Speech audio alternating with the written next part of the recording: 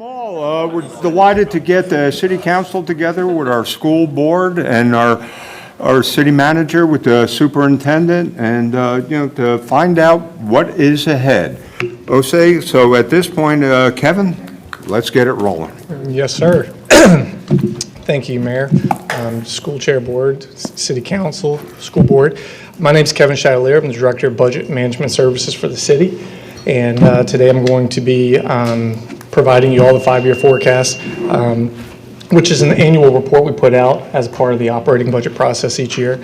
So I'm going to be covering the beginning portion of the 5-year forecast presentation today. I'll be joined by Crystal Pate, school CFO, to cover the schools portion of the 5-year forecast. And then I'll be coming back up at the conclusion to walk through some scenario slides as well as final slides to open it up for discussion and questions. So being that it's probably several individuals' first time in attendance at this meeting, thought I'd provide some background as to what the purpose of the 5-year forecast is. So it's really the first formal engagement between City Council and the school board that occurs throughout or at the beginning of the budget process.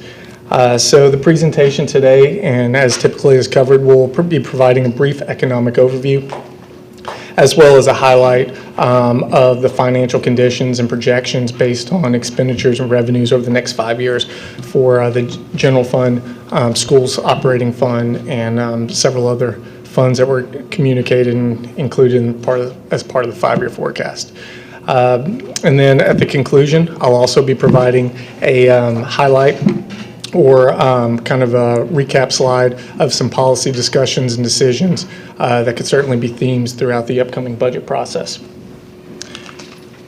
So this slide here reflects the annual operating budget process. I know there's a lot going on, but there's a lot that occurs in the annual budget process. It really, truly is a year-long process. To my knowledge, we're the only locality in Hampton Roads that provides a 5-year forecast and includes this as a part of the overall budget process. However, many of the other localities' operating budget processes look very similar to this, as we're all waiting on the release of key information throughout periods of points in time in the budget process. So for the budget office, what we really look for after the beginning of the fiscal year is for first piece of critical information that we get in August, and that's the unaudited actuals that occur at the closeout of the prior year. So the city has a 45-day accrual period. So basically, before we can even start looking at the prior year books and revenues and the actuals of those revenues, we need to wait for that closeout period to occur, and then we can things start slowing down. We can start seeing what some of those numbers are. We get payroll uploads from HR, compensation, certainly one of the most critical factors, and one of the biggest budget drivers annually as part of the operating budget. In September, we began working on the revenue projections. We work closely with the real estate assessor and commissioner of revenue's office to get preliminary estimates on the 2 largest revenue sources within the city, and that's real estate and personal property. Where we're at right now in the process is November. And we typically have the 5-year forecast in the month of November because we have a couple more pieces of the puzzle together. Typically at this point in the process, we have VRS rates. We learned last week that we actually will not be getting those this year until the month of January. So that's created a little 2-month delay. The VRS rates, or Virginia Retirement System rates, it's the city and schools' contribution into the state retirement system on behalf of our employees. So what occurs is every 2 years, the committee or board gets together, and then they look at the long-term actuarials of the pension system, and they establish rate adjustments needed for planned contributions from localities and school entities across the state. So we're anticipating an increase in this. We have a placeholder in the operating budget of about 1.5% increase in that rate, which translates for the general fund about $6 million. But typically we have that. It's a known certainty. We would have gotten it last week, but they're working through a recalculation process. And so they're needing a little bit more time, so we won't have that until January. In the month of December, the governor's proposed budget comes out, which is a critical component to the schools and the development of their operating budget, as they rely heavily on state revenue. January is really when we get the first look at how our largest revenue source is doing and looking at the actual collections for real estate, as the first payment is first half of the year is due, and we get a look at that in January. And I just mentioned the VRS rate. In February, superintendent's estimate of needs is developed and provided to the school board. In the month of March, something else important about February is that's the point in time that real estate assessments are done and finalized for the following year's land book value, which is a critical component to our budget development process. In March, city manager's budget is presented to city council and it includes typically the superintendent's estimate of needs, as it's too late at the point in time when the schools have actually adopted it to get it entirely in there. So that's typically a reconciliation item to true that up towards the end of the process. Most individuals in here recall the April timeframe from last year where there's a series of budget workshops, public hearing ad requirements to meet state code requirements of advertising the operating budget, and then obviously the reconciliation and legally mandated date to have the budget adopted by May 15th of the year. So again, it's really a year-round process. I just thought it was important to kind of provide that context of where we're at in that overall process today. I mentioned that typically the 5-year forecast includes an economic overview. In the past, Greg Rutendorf, the regional economist for Hampton Roads Planning District Commission, provides a pretty in-depth presentation on the state of the regional and U.S. economy. This year, we certainly reached out to him to gather some of that information. And Nikki Johnson, the regional economist that was assigned to us this year, she certainly did a great job. So a lot of the information that I'm going to be covering today was provided by them. But due to there's certainly more in the document in front of you, and I should have laid that out at the beginning of this. It's more in depth. I'm going to be providing high-level discussions and overviews of it to try to save time for the end of the meeting where conversation and dialogue can occur. And looking at the economy, certainly something that everybody's familiar with and hearing about is the growth in jobs, the monthly growth in jobs. So what this chart here is representing is that within the U.S. economy, the number of jobs that exist are back to their pre-pandemic levels, not just at the pre-pandemic levels, but slightly above where they were at. So certainly a good indication that the economy it remains strong, even though there's discussions or talks about the possibility of a recession. The number of jobs being added certainly isn't a reflection of that yet. Something else that everybody's likely familiar with hearing about is unemployment rate. So as you can see from the graph here, there's 4 data points that on the line chart. The U.S. is the dark green, Virginia is the yellow, Hampton Roads is the blue, and the Virginia Beach is the green. So you can see that of the 4, Virginia Beach has typically the lowest unemployment rate of those metrics and those measures. And we typically follow a little bit more closely in line with the state. And if you're wondering, I should have added the data labels. The 2020 unemployment rate for Virginia Beach was about 6.5%, and the 2023 most recent report. Thank you, Hunter. Might as well.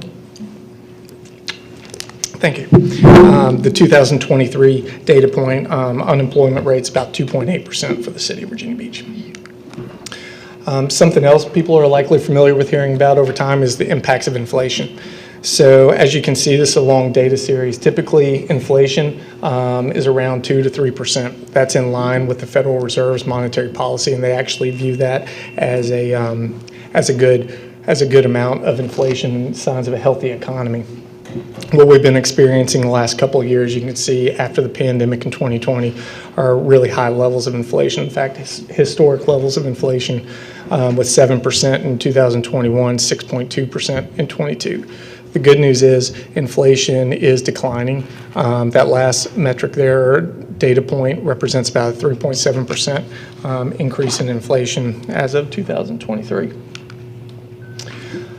Something that the Federal Reserve utilizes to help control inflation is the interest rates. So again, a long time series, but it really kind of tells the story and helps articulate how they use this tool. So you can see prior to the 2008 housing crisis and housing bubble, the recession caused by that, interest rates were about 5%. So during the recession, the Federal Reserve lowered the interest rate to near 0% and kept it at that low level to help stimulate and boost the economy and help it recover. They gradually started increasing it as the economy started heating up and was showing signs of improvement, only to then face the pandemic, where they then lowered it back to near 0% for a period of time. And then the last data points there, you can see where they've really been ramping it up to combat inflation. So whenever they saw 7% inflationary pressures, they started increasing the interest rate to help slow down the economy to bring inflation under control. So the reason that that's important, the typical household, is that it impacts mortgage rates or the monthly payment, mortgage payment on your house whenever your interest rates aren't at 0% as opposed to 5%. It impacts the ability of what you have to be able to afford the house. So this information was provided by HRPDC. And so what we found this particularly interesting in looking at is that whenever you see the COVID mark there, existing home sales and new construction sales really started picking up. Interest rates declined. It was easier for people were willing to refinance for lower interest rates or hop from one house to another to make improvements or grow as well as their families growing. So as you can see here, more recently, you see that decline in the number of homes changing hands in the existing inventory. So that's certainly a reflection of the increased interest rates from the Fed Reserve. So what's that mean for Virginia Beach? You can see from this data series, Virginia Beach has experienced assessment growth for a majority, certainly in my career here at the city, but dating back to 2000, there's been several years of substantial growth in the assessed values within homes in Virginia Beach. You can see back in the mid-2000s, those high points in times and the green bars, those are representative of residential assessment changes, and the city was experiencing over 20% growth year-over-year change in assessed values back in the 2000s. You can then see after the housing bubble burst, home assessments declined for a period of time, and then we got back to this steady level of growth where residential and commercial structure and assessment growths were appreciating about the same rate. The commercial assessments are reflected by the orange bars on the chart. And then the last couple of years, something we've all been certainly familiar with are the recent levels of assessment increases that have been impacting the region and Virginia Beach. And we've been experiencing residential growth of near 10% the last couple of years. Switching away from the economic overview for a little bit, talking about general fund revenues. So some important things about the assumptions that go into the forecast is that we assume all existing dedications and tax policies that City Council has in place remain in place for the duration of the forecasted period. All revenue projections are predicated on natural growth that is determined by historic trend lines, and it's not, in other words, it's not assuming additional development as a result of economic development initiatives and growth in revenues from that. Something else that's important to point out is that even though we're fairly comfortable with our revenue projections at this point in time, it still is early in the process.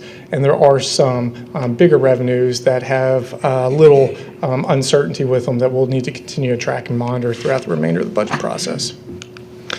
So with that being said, I'll jump into a few of them at a high level.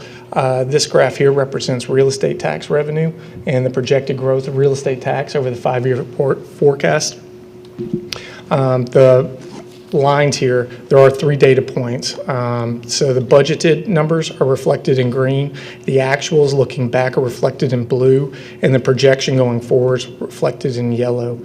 You'll see as we move to some of these other slides, the budget to actual comparison in prior years vary in a few of these revenue sources. It's just historically, we work really close with the real estate assessor's office, so our budget to actuals in real estate are typically very close year over year.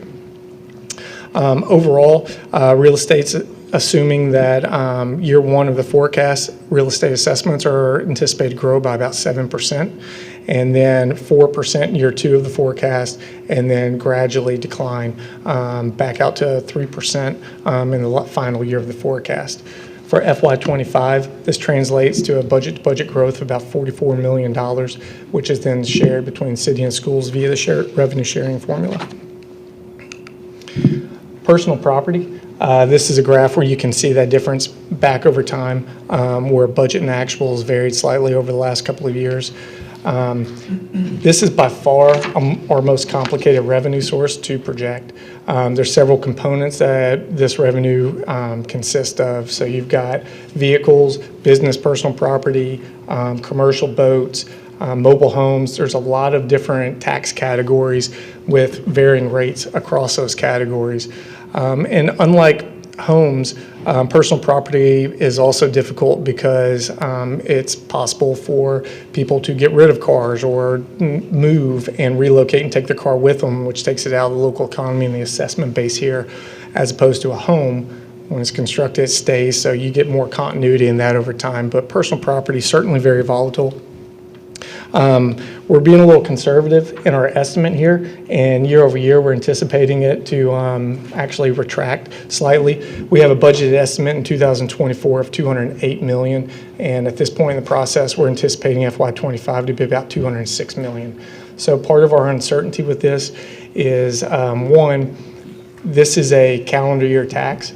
And our majority of our revenue, about 90% of our revenues, won't actually come in until the current year budget or the next year's budget is adopted. So it'll be the last month of the current fiscal year before we'll even get an indication of how this revenue is performing. So what we're really trying to do is project 2 years in the future. And some uncertainty with vehicle assessments is related to obviously interest rates.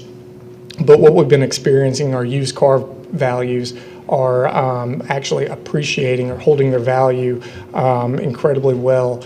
And so that's driving up and resulting in the assessed value not declining for those used vehicles as they typically would over time. But at the same time, we don't have the new cars coming in replenishing that across the country, U.S. car sales are down as supply chain issues are still disrupting the auto industry. So still a little conservative with this one, but over time we do anticipate it to continue to grow gradually. Looking at BPOL, or Business Professional Occupational License. So this is really a revenue that's based on consumerism or consumer-driven revenue. Majority of the revenue collected through BPOL is based on gross receipts or business sales. So as you can see here, looking at FY23, the revenue slightly overperformed the budgeted amount, and we are anticipating this to continue to grow, although this revenue grows at a little bit slower rate than some of the other revenue streams. Our suspicion is there's an existing 2-year tax exemption program, so if a new business comes in, they don't pay BPOL taxes for 2 years. So what you typically see looking at this one over time is a 2-year bump that happens as businesses then roll out of that program and they begin paying the BPOL taxes. You'll see the increase in the benefit of that in this revenue stream. City Council gave a specific request to do an analysis on this, and I'll be circling back to BPOL and doing a scenario based on this in a little bit, but I did want to take a moment to talk about some of the changes that have happened with this. So I mentioned it's a gross receipt revenue, and basically a business reports the prior year sales, and if they were over $200,000, then they pay a rate based on the sales that occurred the prior year. If sales are less than $200,000, there's a flat business license fee of $50 that the business pays. If it's less than $100,000 or $25,000 to $100,000, they pay $40, and if it's less than $25,000, then they pay $25. So that tiered structure is something the City Council put in place several years ago. And they revised it recently in 2022, whenever the threshold went from 100,000 to 200,000, to put us in line with Chesapeake of what their threshold is in terms of the B-poll tax rate. And so I just think that's important to have that context as we move to a rate scenario analysis later on in the forecast. Telecommunications, just to demonstrate that some of the revenues are actually declining and continue to decline. I've included that in the presentation here. This revenue source, it typically declines about 5% each year. It's a communication tax that's collected by the state and remitted to localities. And ever since turning this over to the state in, I think, 2006, we've been seeing annual declines in this revenue stream. Primary reason for that is likely just change of technology and individuals cutting cord services. So cable services are included within this. Streaming services, Netflix, are not. So it's likely just a sign of the times. In the last revenue slide, I'm going to quickly work through our general sales. So general sales is an important revenue stream for the city.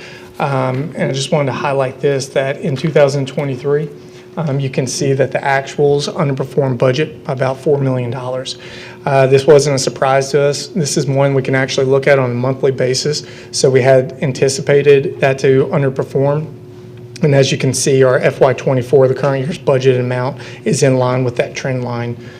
Going forward, FY25 and beyond, we're anticipating this to return back to its historic growth rate of about 3%. So the reason for the volatility the last couple of years, certainly the pandemic, caused us to lower our initial estimates for this revenue stream. But you've had an influx of stimulus funding that spurred spending within the local economy. In addition to that, there was a Supreme Court case right at the beginning of the pandemic that modified tax law. And so online sales prior to that point in time were not remitted to the locality in which the origin of the sale occurred. However, that went into effect right near the beginning of the pandemic. And so the home online shopping, the city was able to retain those sales, whereas previously it would not have. Switching over to expenditures.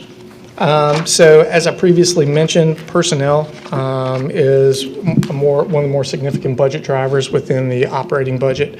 The forecast has assumed a compensation adjustment of 3% each year of the forecasted period, which is in line with the the STEP program implemented by City Council a couple of years ago.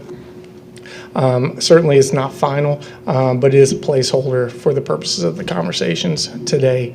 For context, a 3% adjustment in compensation for the general fund or pay increase within the general fund is equivalent to about $15 million.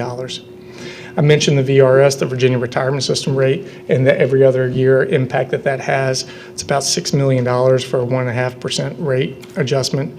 Health insurance is assumed to grow 3% in terms of employer contribution each year. That's roughly about $1.5 million. And then I just wanted to kind of put this out there related to vacancies, and that the forecast does not reflect the use of attrition savings.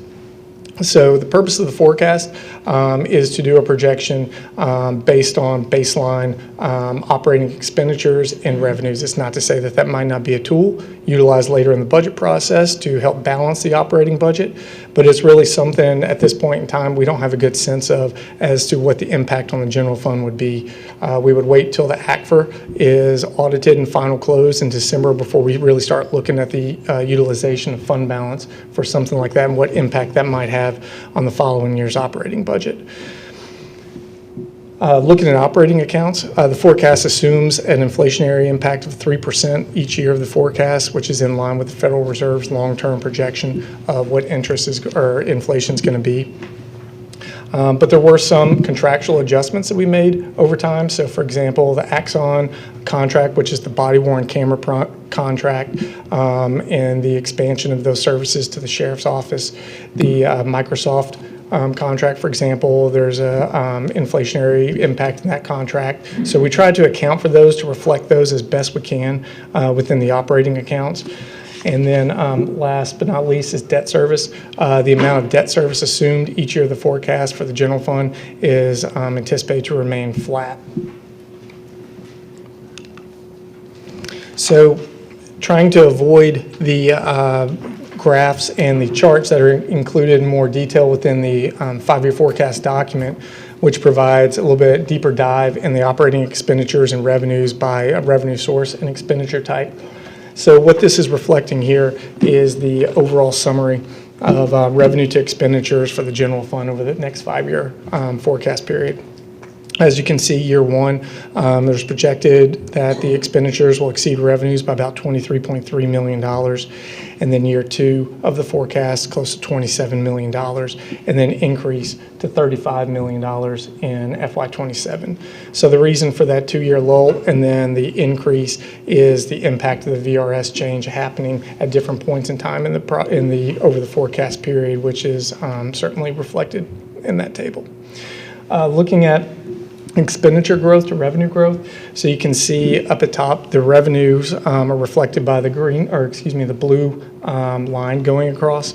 You can see that we're anticipating revenues to return to the historical normal growth level of about 3% each year of the forecast period. And for the most part, expenditures are anticipated to grow in line with that, with the exception of year one, where we have some annualized costs and some increases that we're needing to make adjustments for and reflecting in year one of the forecast period. I mentioned the sheriff body worn camera program. For example, that's $2.1 million that need to be annualized.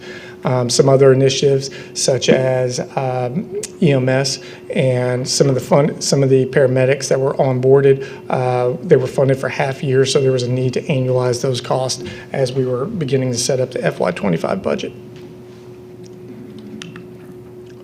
So I just wanted to kind of step back, and I know $23 million in year one can seem very off-putting and disheartening, but I do just want to kind of take a moment to acknowledge it's still early in the process, and there's a lot of moving parts to be determined in the operating budget process. So, for example, inflation. We've reflected a straight line projection of 3%.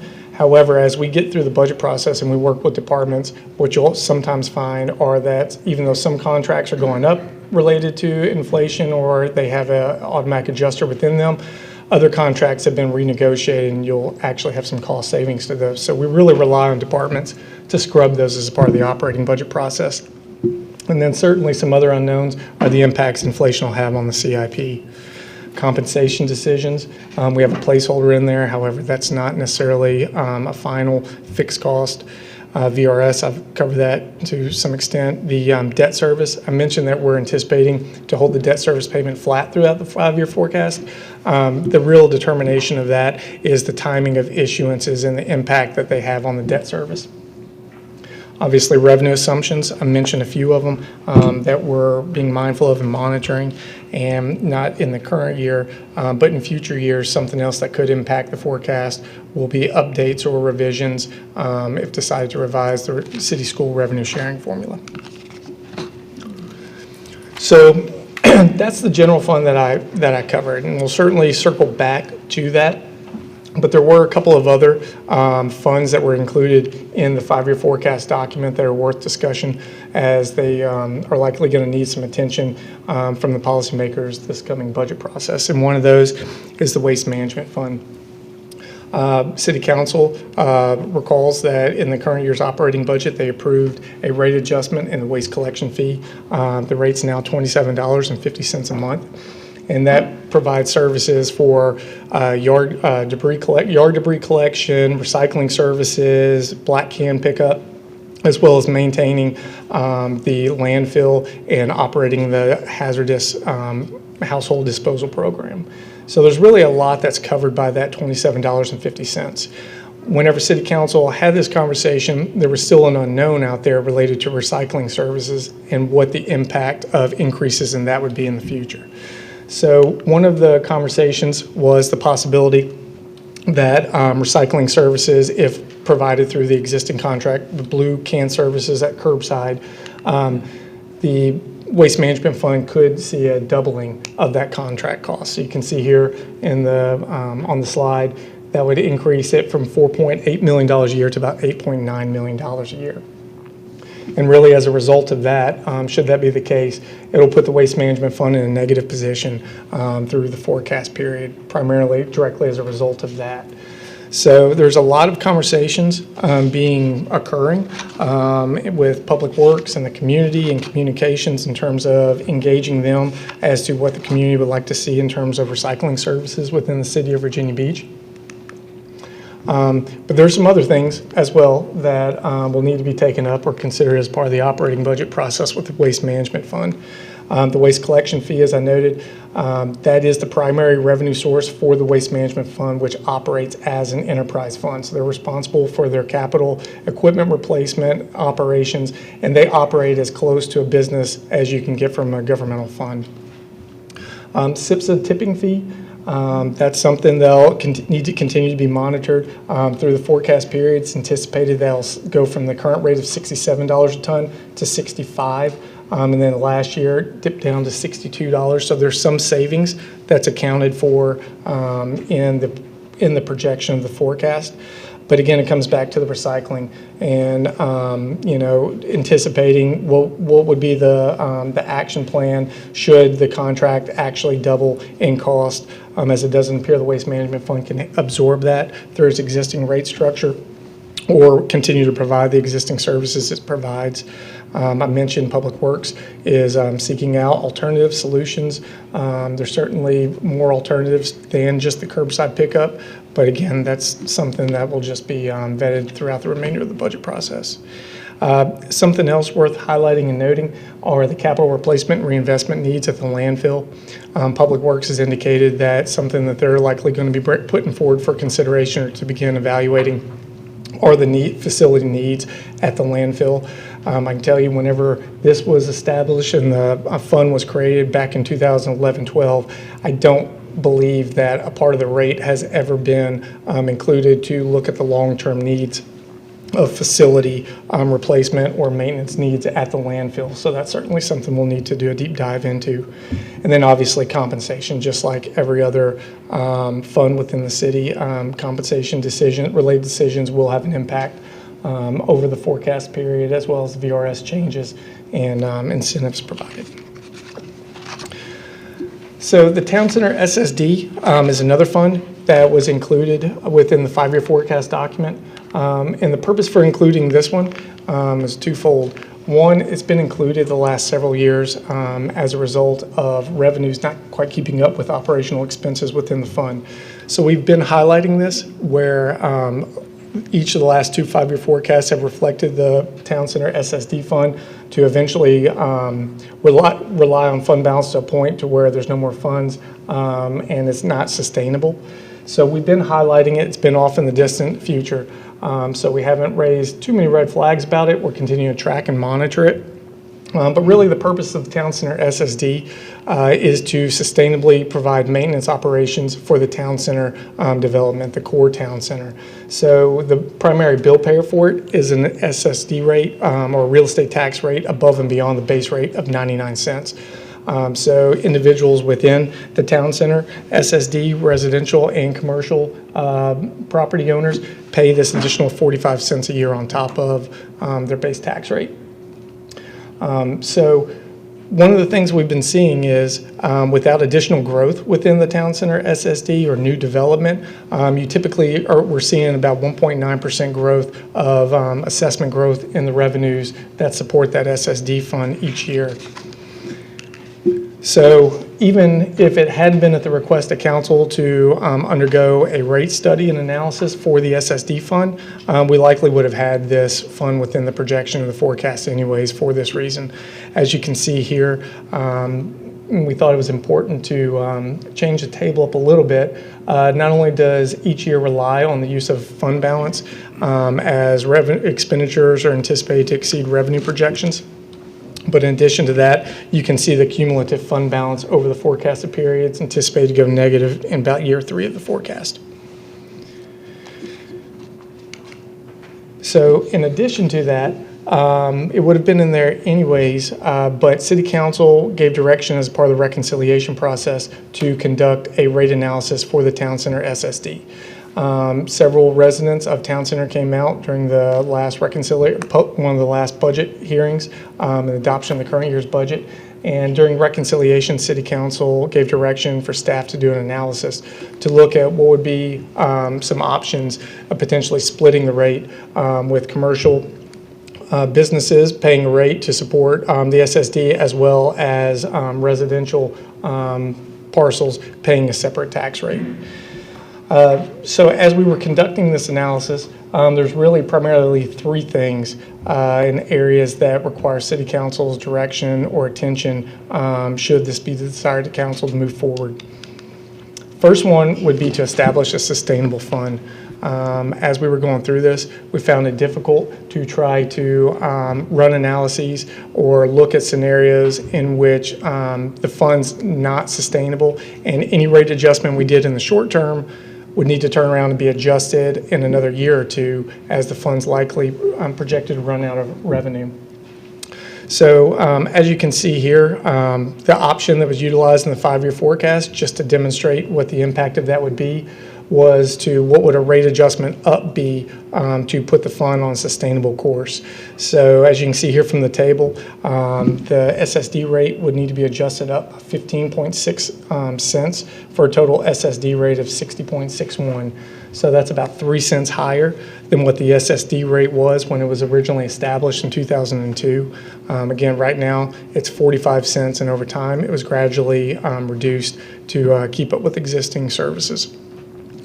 So that would certainly be one option. We all know there's multiple ways of balancing a fund. Another option could be a reduction in services, but this was just the tool utilized to work through this analysis and to demonstrate that impact. The second component of it was to what options are available to bifurcate that tax rate within the SSD. So the SSD, like I said, is a tax rate above and beyond the base. So it is possible to establish separate rates for residents and commercial businesses within that boundary. And the tool and the avenue and the method for that would be to create individual SSDs within the SSD. So the residential properties or parcels would have a SSD boundary associated with them and receive a different tax rate as opposed to the commercial boundaries. And then the third, which was the most challenging component of this analysis, was trying to find a cost-benefit proportionality between the residential and commercial. So Town Center, upon its establishment, was certainly in agreement that everybody that lived within that would benefit from all the services provided within the SSD. So to go through this exercise and maintain the current services without making a reduction there, if you're going to need a certain level of revenue and you lower the rate for one group, it's going to automatically result in a need to adjust the other rate up on the other group to maintain those services. So one option could be to allocate out the cost or the revenue generated needed within the SSD fund based on the number of blocks. So the residential units within the Town Center SSD make up the equivalent of one square block. 13 blocks being in Town Center, you could allocate out the cost in that manner. That would translate, and as you can see from here, try to change up the table a little bit, with the residential real estate tax rate being established at 30.4 cents and commercial rate of about 71 cents. Another option could be to do it based on square footage basis. So total developed parcel or square footage within Town Center is about $3.9 million, or excuse me, it's about 3.9 million square feet, of which the residential components are about 7% of that. So you can see here, if that were to be the tool and the methodology used, that would translate in a residential real estate tax rate of 27.9 and a commercial rate of 71.1. Switching from the SSD to the TIP fund, which is certainly a fund that always receives questions throughout the budget process, and certainly one of the funds that's been utilized recently by City Council in several of their agenda items. The TIP fund was a combined fund. In 2011-12, TIP fund was established with the merger of the Major Project Fund and the TGIF, or the Tourism Growth Investment Fund. Each of those two funds were set up by City Council in the early 2000s and the mid 2000s, and established tax dedications to those, where rate adjustments were increased and dedicated to those specific funds. Those were just combined to create the TIP fund in 2011 and 12. So one of the things that's important to talk about when looking at the TIP fund is that the revenues, as I said earlier, dedications are remain unchanged based on existing City Council policy and what those dedications are. The revenue growth is assumed to grow just like it is in the general fund based on historical actuals and not necessarily as a result of any future development. Operating expenditures, just like other portions of the general fund, are assumed to grow at 3% with a few exceptions where adjustments were made, such as Hampton Roads Transit typically sees an increase of about 7% a year in that in the cost to maintain or operate the trolleys. So we tried making that adjustment. The number one driver of the TIP fund over the forecast period is related to its support of the CIP. You can see here several of the CIP projects that are to be supported through the TIP fund through a combination of either pay-go or cash utilization of the CIP and debt. And then something else that's important to note are special events, such as something in the water. The TIP fund was the bill payer for that event in the but-for revenues generated. So for the purpose of the forecast, special events have been assumed to remain relatively flat unless there was a contractual obligation to reflect those in the forecast. For example, the Jackalope Festival, where there's an ongoing contract obligation for that is included. So similar to the SSD fund, we thought it important to show the cumulative fund balance of the TIP fund to demonstrate the fund does have a healthy fund balance and in the needs and requests that are programmed for it to support the CIP. As you can see, year one in the current year, or actually in FY24, there's a planned use of about $9.2 million of TIP fund balance. And then what results is a cumulative fund balance at the bottom, about $45 million, which is the starting point for the projected period of time. Over time, you can see that the difference line there, there's not an anticipated drawdown on fund balance within the TIP fund. And so even though revenues are growing at normal rates and there's a lot of debt service to come online as a result of the CIP, you can see here that expenditures are actually anticipated to decline at various points in the forecast period. So the driving factor of that, which can't be seen from this table, but is included in the 5-year forecast document itself, is a declining of debt service over time. The big one over the forecast period is the retirement of bonds and debt associated with the convention center. It's hard to believe that the convention center is nearing 20 years old, and as that debt's retired, you can see that that has a direct contribution of reducing expenditures year over year, about $4 million between FY28 and 29. Another reason the TIP fund was included in the 5-year forecast was to reflect some questions about recent potential uses of the TIP fund. So we did a little stress test scenario included in the TIP fund. And you can see here there's 3 lines that are layered up to the previously reflected baseline scenario, one being an increase in the contract for lifeguard services that City Council will be considering. Another is a use of fund balance for the Rudy Loop and a use of fund balance for the Sports Center contract termination. Obviously, some of these have yet to be decided by City Council, but I can tell you that this is ever-changing. This is a conservative projection, and this reflects the use of fund balance for all those initiatives. When this document was developed, some of these were still in the works, so we didn't have final numbers with these. But I can also tell you that the Rudy Loop allocation that City Council approved last week was actually a redirection of debt service savings from the current year, so that won't necessarily have a drawdown on the fund balance of the TIP fund. But as you can see from here, even in this scenario, the TIP fund would have had capacity to handle that and maintain a healthy cumulative fund balance. One of the things I did want to talk about with the TIP fund, I don't have a slide on it, is I mentioned the convention center debt retiring on that and it being 20 years of age. Something that's not within the forecast window, but certainly needs to be in the longer-term projection and utilization TIP funds, is the long-term potential recapitalization and reinvestment to make substantial maintenance needs of the convention center. There's certainly some work that's being done. There's a CIP project that has maintenance funding each year, but it's really more small-scale stuff to keep carpet replacement, things of that nature in line. But there could be some substantial needs in the future. And with that, I know everybody's probably tired of hearing me, so I will turn the reins over to Crystal to cover the school's 5-year forecast.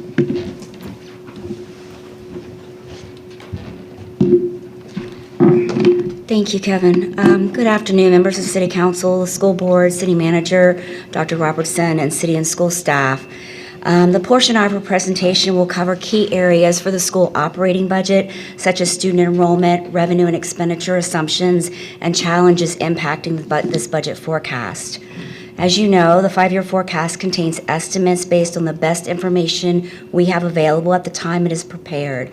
And we certainly will gain additional insight into the state budget when the governor prepares to revise the economic forecast for the 2-year budget typically released around the 3rd week in December. So before I get to our slides, I do want to cover some factors that we feel will influence our school division's trajectory over the next 5 years. As Kevin mentioned, there is talk of a possible recession. Recent reports indicate the economy may likely slow, but that doesn't necessarily mean the recession will happen, but there may be a mild one.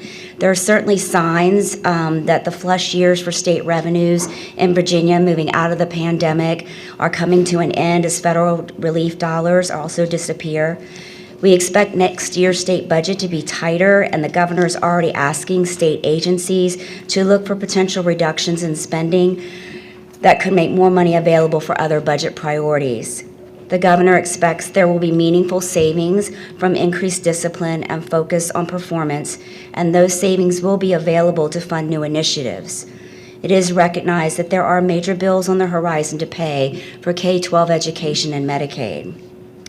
Growth in sales tax collection is moderating as expected. The elimination of the state sales tax on groceries and personal hygiene products pushed forecasted tax revenue down. Year over year, growth in sales tax revenue will continue to slow due to this tax elimination. The state also must consider the effects of inflation as they head into the budget development cycle. The shift in political power in the General Assembly may moderate the governor's initial agenda, whereby forcing governing to the center. After Democrats campaigned on more school board funding and better pay for educators, it will be interesting to see how things play out in the General Assembly. In addition, there was a recent study by the Joint Legislative Audit and Review Commission, known as JLARC, noted that Virginia school divisions receive substantially less funding per K-12 student when compared to several benchmarks. These benchmarks include the 50-state average, the regional average, and 3 of Virginia's 5 bordering states. The inadequacies of the standards of quality, also known as the SOQ formula, are a significant factor contributing to the underfunding. In addition, the funding underestimates salaries and related compensation costs for most SOQ positions. Another significant issue is that the SOQ formula does not adequately account for students with higher needs, such as at-risk learners, special education students, and English learners. Virginia's funding allocations for these specific student populations fall significantly short of the funding levels established by comprehensive cost studies conducted in other states. At the state level, a joint subcommittee on elementary and secondary education funding has been established to provide ongoing oversight on SOQ funding policies. The initial task of this committee was to review JLARC's recommendations and policy options, propose appropriate amendments, and develop a long-range plan for phased implementation, considering long-term fiscal implication. Addressing these funding disparities and revisiting the SOQ formula is essential to bridge the financial gap and ensure that every student receives the quality education they deserve. So this 5-year forecast is based on the adopted fiscal year 2023-24 budget, historical data, and assumptions derived from various sources. There are many unpredictable factors that affect the projection of revenue and expenditures, such as enrollment, new programs or initiatives, state and federal mandates, changes in the level of state and local funding, and school board priorities. With the development of future budgets, budget balancing measures will be brought forward, and as is typical, projections lose some validity as we forecast further into the future. In addition, for the 2024-2026 biennium, the state will go through the re-benchmarking process. Re-benchmarking updates the projected costs for public education for the upcoming biennium using fiscal year 2022 salaries and support costs as reported by school divisions as the base. The salaries are then adjusted to account for 5% and 7% increases provided in fiscal year 2023 and 24 respectively. Support costs are adjusted to account for inflation occurring during fiscal year 23 and fiscal year 24. And while the SOQ accounts for most K through 12 funding, all programs are updated during re-benchmarking. Enrollment projections and prevailing salaries and other costs are updated, and biennial re-benchmarking also updates the local composite index, which determines state and local shares of funding for K through 12. So while we do have estimates in our assumptions for projected state revenue and inflation over the 5-year forecast period, the results of re-benchmarking may differ. And so let's move into our assumptions. On this slide, you see the key revenue budget assumptions. Local contributions calculated using the local revenue sharing formula continue to be the most substantial source of revenue for the school division. The Commonwealth of Virginia provides the next largest source of revenue through basic aid, categorical programs, incentive programs, lottery-funded programs, and sales tax revenue. The remaining revenues are obtained from federal and other local sources. For purposes of the 5-year projection, the following assumptions were made regarding revenue. In looking at the projected student enrollment, we are averaging a little over 62,000 students throughout the forecast period. Enrollment is projected to decline in 24-25 and 25-26, with a small uptick in 26-27 and 27-28, only to see a larger increase in 28-29. While we are seeing enrollment beginning to flatten, keep in mind that student needs are expected to have an increasing impact on the budget. We have seen increases in economically disadvantaged students, English language learners, students with disabilities, students who experience learning loss from the pandemic, as well as an increase in social emotional needs. In this forecast for the local contribution, we are showing year-over-year increases of 3.8% for 24-25, 3.3% for 25-26, 3% for 26-27, and 2.8% for 27-28 and 28-29. State revenue and sales tax numbers will come from the Virginia Department of Education's calc tool after the governor releases his budget on December 20th. We are projecting a moderate increase of 3% over the forecast period. State sales tax is showing signs of leveling off, and for us, each month of this fiscal year has shown a decrease from the same time as the previous year. So for each of the years of the forecast, we show a moderate increase over the 5-year period of 0.5%. The primary source of federal revenue within the school operating fund is federal impact aid and Medicaid reimbursements. We have been trending over budget in the last few years, and due to this trend, we increased federal revenue by $1 million in fiscal year 2025 and then left it flat for the remainder of the forecast period. Other local revenue is derived from miscellaneous sources such as tuition, fees, facility rentals, sale of salvage materials and capital assets, lost and stolen technology, and the Stop Arm program. We are not expecting to see increases in many of these revenue streams. We have seen an increase in the last few years in the revenue received from the Stop Arm program, so we are projecting a $75,000 increase each year for that revenue stream. The School Reserve Special Revenue Fund represents the one-time reversion funds that were once used to augment the school operating budget and pay for recurring expenses. The use of one-time funds to balance the budget is eliminated beginning in 24-25. This next slide addresses the key budget expenditures assumptions. Expenditures are expected to grow over the forecast period faster than revenues due to compensation, rising healthcare costs, inflation, debt service, and the impact on resources to serve our changing population of students, as well as addressing learning loss and social emotional needs. We are assuming a 3% salary increase with a 1.5% step increase for 24-25 for full-time personnel.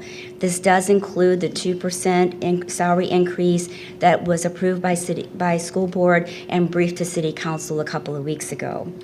We were more conservative for the remaining years of the forecast with a 3% increase each year inclusive of the step increase.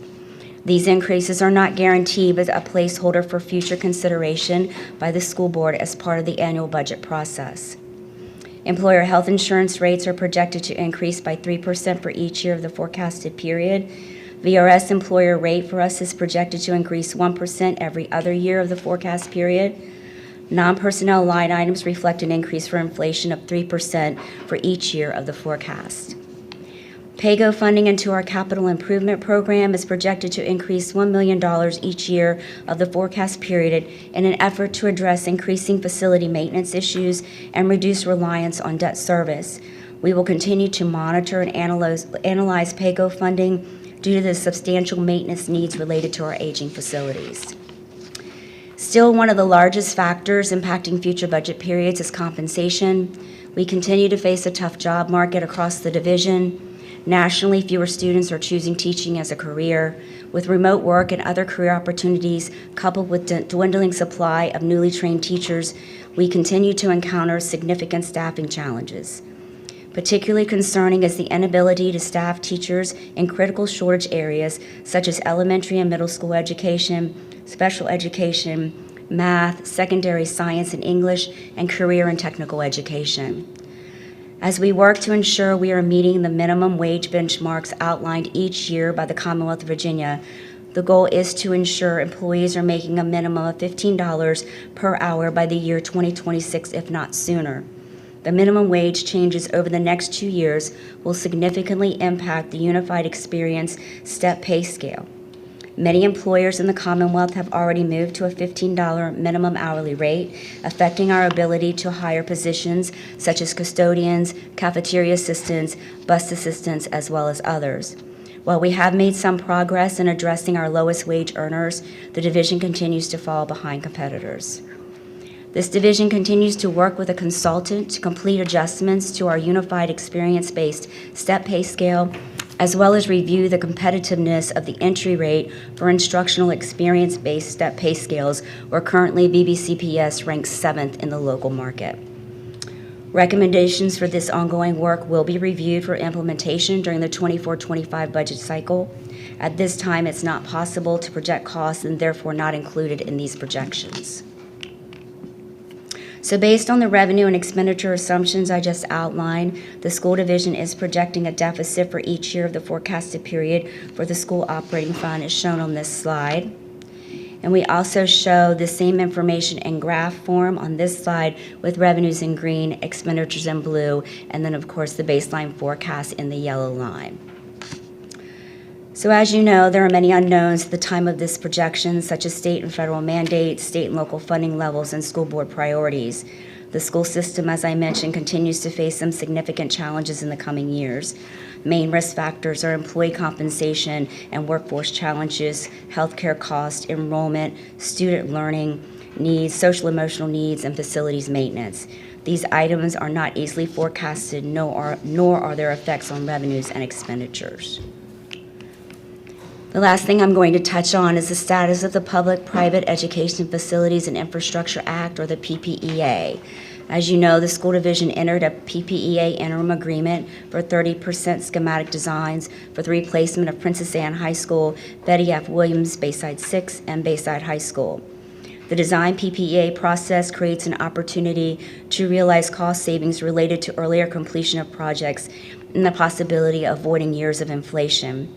In addition, this process also allows collaboration to work on efficiencies in needed educational program spaces, as well as cost savings related to associated design and construction methods. The next step in the PPEA process would be a review of a comprehensive agreement with a guaranteed maximum price for the 3 projects. The school division is currently completing the public input process and awaiting the contractor's final guaranteed maximum price and finalized comprehensive agreement. One of the pressing questions regarding this delivery model is the potential impact on debt service costs for the school division. The school division is presently in collaboration with Davenport and Company, a reputable independent financial advisor, in an ongoing effort to assess the debt service linked to the status quo of our capital improvement program, as well as the PPEA, and identify potential financial opportunities and risk. However, Davenport's initial analysis was not available for this presentation. In fact, they are still working on their analysis, and we believe we are weeks away from receiving the final guaranteed maximum price. So based on a very preliminary guaranteed maximum price estimate, BBCPS did partner with City's budget staff to construct a preliminary debt service scenario. It's important to note that the scenario is constructed based on initial project cost estimates, and it is subject to alterations as project costs evolve.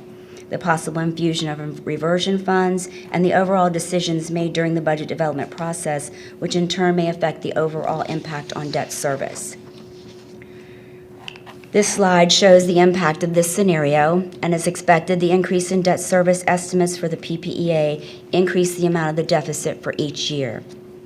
In addition, there is a reversion revenue sharing resolution approved by the school board that includes $5.5 million for Princess Anne High School replacement and $5.5 million for Betty F. Williams Bayside 6 replacement.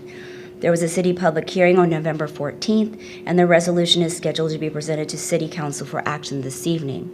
This additional infusion of funds into these projects is not accounted for in the model of the debt service impact of the PPA shown here.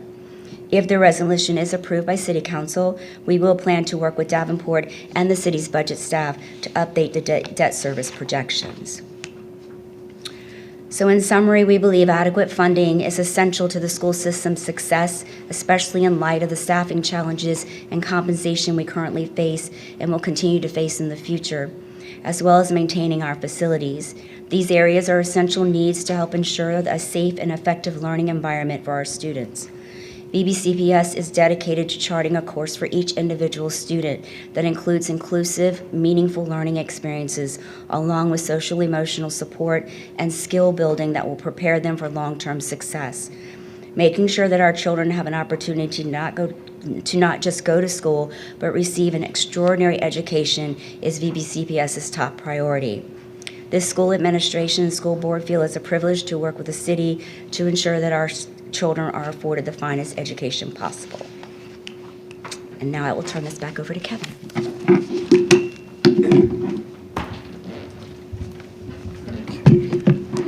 Come back up and close it out, and then turn it over for discussion and questions.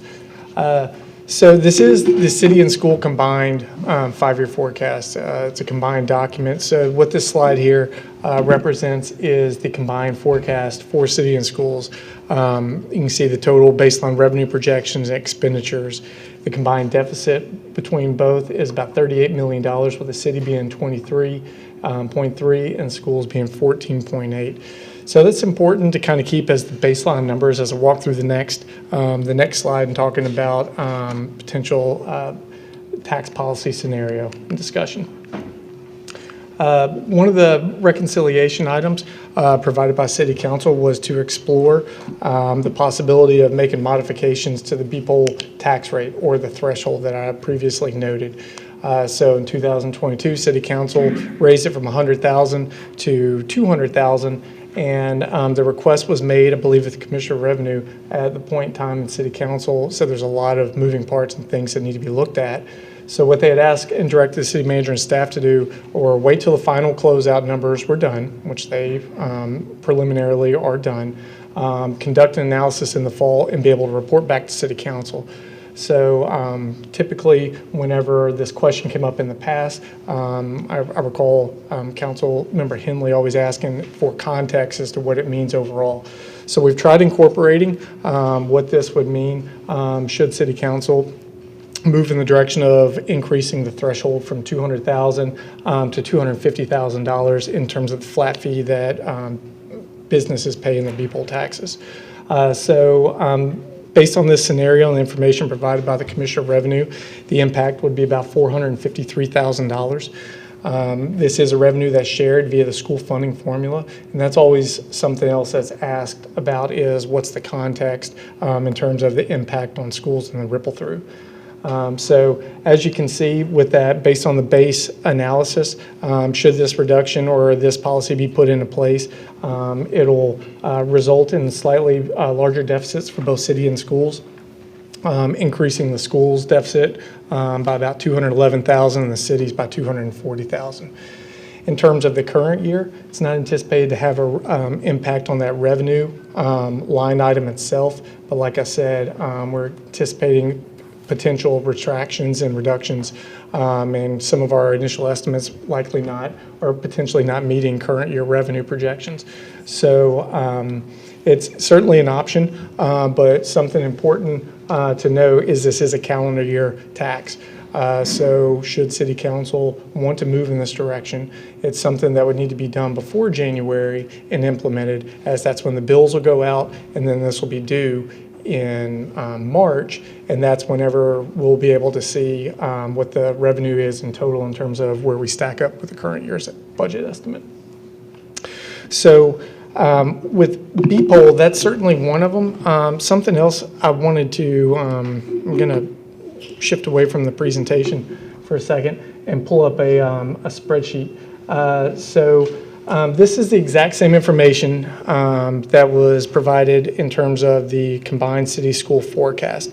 But what I'm trying to do here is provide some additional context and some scenarios.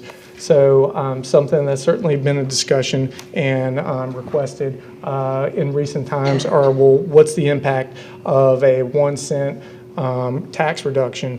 And so the complicated thing is trying to articulate and explain the ripple through and trying to explain to individuals why, if the city were to reduce the real estate tax rate, how's that have a ripple through impact on schools? So what I thought I would try to do is do some scenario playing just for context. This wasn't necessarily something council directed the city manager to do at this point in time, but just for situational awareness for both bodies to be able to see. So should the direction be to reduce real estate tax rate by 1 cent? Obviously, you can see the red line, the revenue projection decrease, and then you can see the combined deficit between city and schools go from 38 million to 58 million. So the forecast includes 3 scenarios, 1 cent, a 3 cent, where you can see here the impact of a 3 cent reduction to the combined deficit puts it to 61 million. And then the forecast includes a 7 cent reduction.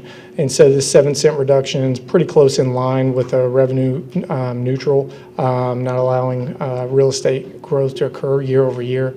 You can see the impact, and puts the combined deficit up to 93 million. So those are included just for context as part of the overall discussion. And the ripple through, this one reflects the BPOL that was previously discussed. And then something else, and I didn't dare put numbers to this for schools because I did this last night. I know that the $38 million can seem concerning, but I just want to remind everybody it's early in the budget process. There's still a lot of things to play out. I mentioned we didn't utilize attrition savings at this point in the projection. However, for the city manager's proposed operating budget will be a balanced, sustainable recommendation to city council. And if it were to include attrition savings, and that were to go in here, you can see that, and I only did this on city side, not schools. I know schools would have other decisions to make. You can see that it lowers from 23 to 10 million. And then I've mentioned city as a placeholder, we have a 3% compensation adjustment in line with the step. When times have been bad in the past, during those previous downturns in the economy at the beginning of the pandemic, compensation was one of those where it was a strong pause and hold on that. Like I said, it's the largest budget driver that we have, being the personnel, and the 3% is $15 million. So if a decision was made, if things got really bad in the economy, decision was made to put a pause on that, you can see that that would result in a $15 million savings and go from the city running a deficit to being slightly positive. And I think this is just important to show because it has a compounding effect. Compensation, once approved, is in the baseline and it's there in perpetuity. So you can see whenever decisions like that are made, it has a lasting impact and cost savings measure, which is what the city council and the cities had to utilize in years like during the Great Recession. So all that just to provide some context in the rate scenario analysis portion.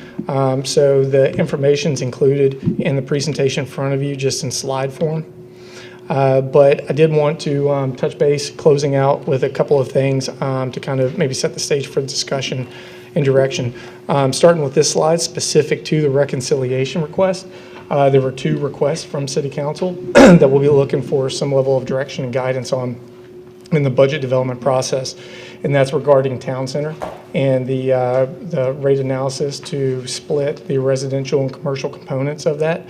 What is it the desire to continue to have staff pursue that and work towards that in the budget development process, or is it a desire to push that decision to the FY26 budget process when potentially some things could change and the fund could be more sustainable with some development potentially on the way. Another direction that we would like to ask and seek is related to B-poll tax. This again was a reconciliation request to look at this. Is there the desire to continue working towards modifying these thresholds or in the current year, or would this be a direction desire to embed that in the budget development process for FY25? Again, keeping in mind this is a calendar year tax, so it is kind of time sensitive with the decision.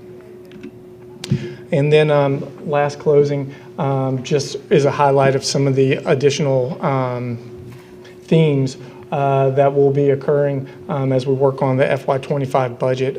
Crystal just covered the school PPEA. A decision will be made on that in terms of to move forward with that agreement, likely before the budget is adopted. The real estate taxes, real estate assessment growth. Something's important to note is that of the overall growth in general fund revenues that we're projecting at this point in time, we're anticipating overall growth of about $44 million. Keep in mind, I mentioned earlier, real estate is $44 million. So all the other revenues are anticipated to be relatively flat with the plus and minus. I mentioned telecommunication tax declining. Well, if that's declining $2 million, that's offsetting the growth we're anticipating in B-poll of $1 million or $2 million. So it's just important to kind of highlight that as our number one revenue source. And then the waste management fund, continuing to explore that and determining the future of recycling services within the city, as well as looking at their facility maintenance and replacement needs. Last thing, I thought that was the last one. Something else that we would just like to plant the seed and have a request or for council to start considering or think about is, as we're developing the operating budget, what would be the format the city council would like to see the information presented to them this year? Historically, it's been inclusive of each department presenting their proposed operating budget that's as included in the city manager's proposed budget, including schools coming over and presenting the school's proposed budget to city council.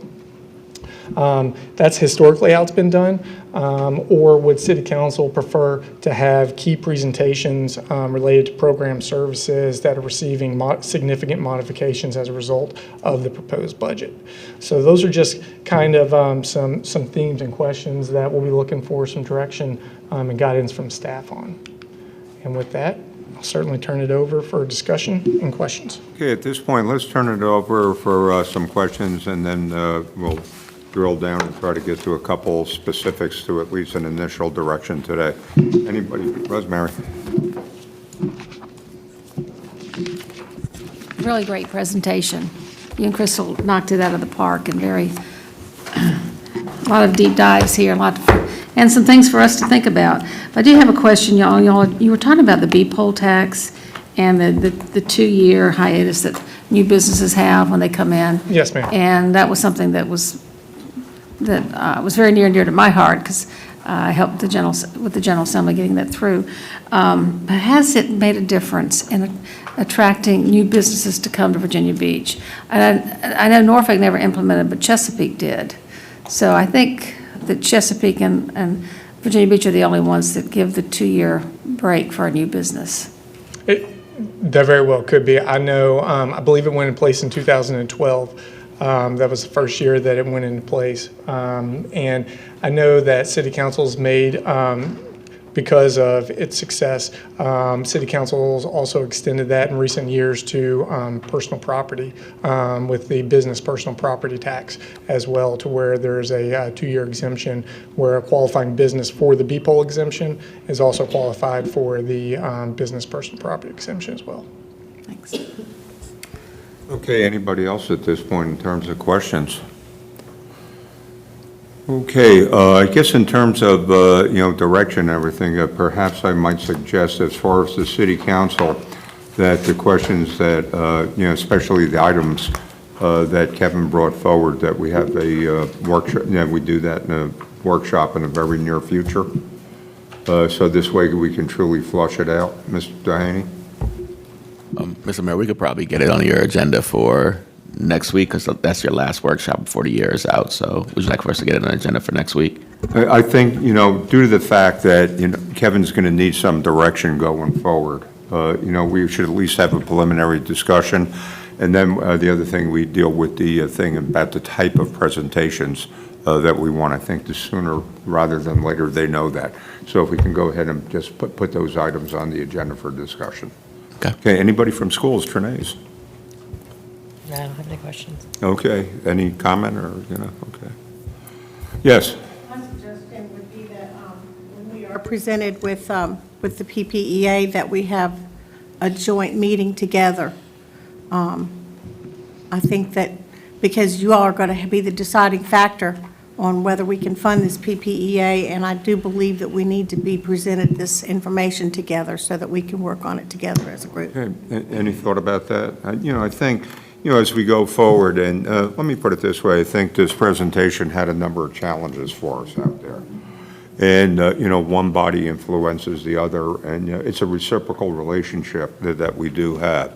And so maybe even throughout the budget process, timely meetings may be in our best interest. So I personally have no problem with that.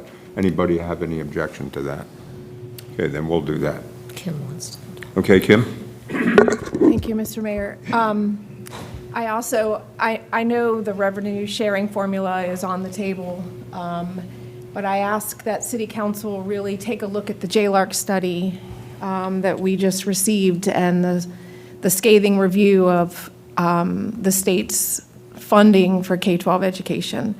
It's a very informative report, and I ask City Council to please keep that in mind, as those changes will not happen overnight.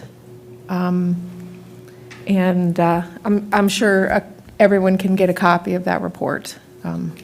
It's very interesting, and I thank you for your consideration. Okay, anybody else at this point? Okay, I want to thank you both for some incredible stuff. There is obviously tremendous food for thought and discussion. We do live in interesting times. We do live in challenging times, but somehow, some way, we'll get through this. Okay, thank you all very much. Thank you.